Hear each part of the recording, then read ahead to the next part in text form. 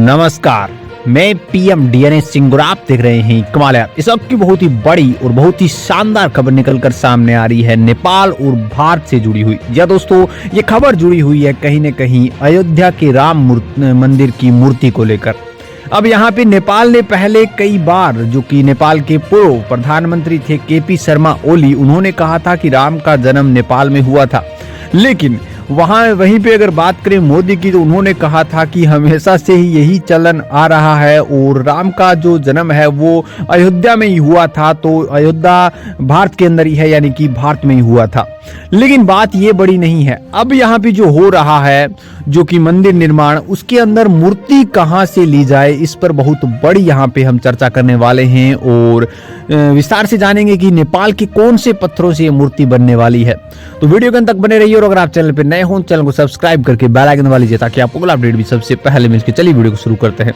दोस्तों, कहीं न कहीं देखा जाए तो ये जो यहाँ पे बंधन है, जो कि स्वीकृति भी दे दी है, यहाँ पे 2022 के अंदर ही से स्वीकृति मिल गई थी कि जो पत्थरों से मूर्ति बनाई जाएगी वो नेपाल के पत्थरों से बनाई जाएगी। और ये जो यहाँ पे अभी निकलकर सामने आ रही है, अयोध्या में भगवान राम की मूर्ति के लिए जो नेपाल से पत्थर भेजे गए हैं, जो कि मंदिर ट्रस्ट ने ये जानकारी दी है। और ये जो पत्थर हैं वो लगभग 7 फीट लंबे हैं और 350 टन वजनी हैं। 2 शिलाएं हैं ये, और ये गंडकी नदी जो कि यहाँ पे नेपाल के अंदर पड़ती है, वहाँ से ये अयोध्या पहुँचाए गए हैं।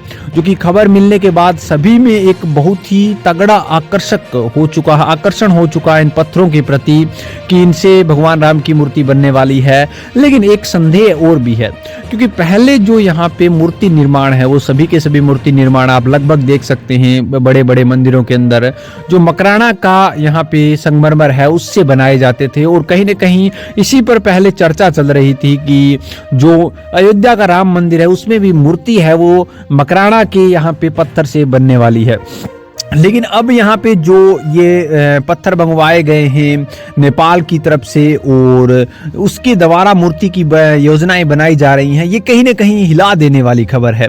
दूसरी बड़ी बात, ये आपसी सौहार्द को भी बढ़ावा देगी। और दूसरी एक और बहुत बड़ी बात ये भी है कि नेपाल और भारत का कल्चर मिलता जुलता है। नेपाल और भारत में वही देवी देवताएं माने जाते हैं। हम कह सकते हैं कि हर एक चीज जो कि यहाँ पे जिस तरह से पूजा पाठ नेपाल में होता है उसी तरह से भारत में होता है, तो इस चीज को देखते हुए भी कहीं न कहीं वहां से मंगवाई गई है।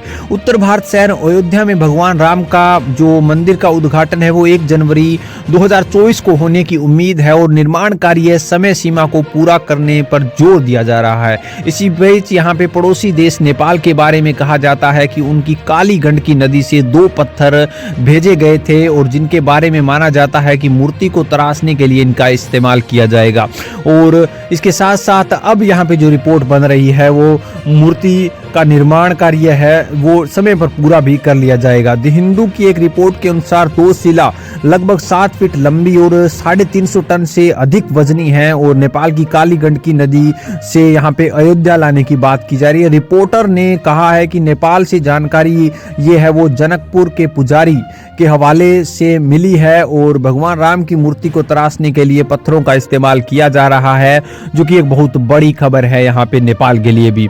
जिस अयोध्या मंदिर के लिए इतना ज्यादा टकराव पहले भारत में भी हुआ था, कहीं न कहीं इसके पास एक मस्जिद थी, उसको लेकर हिंदू और मुस्लिम के बीच में भी बहुत ज्यादा डिबेट्स हुई थी चैनलों पर। इसके साथ साथ यहाँ पर भी कहीं न कहीं बहुत ज्यादा अहिंसा का माहौल बना था, लेकिन उतना जो यहाँ पे समझदारी दिखाई लोगों ने, उसके बाद लोग शांत रहे। मुस्लिम कैटेगरी है वो भी समझी इस बात को।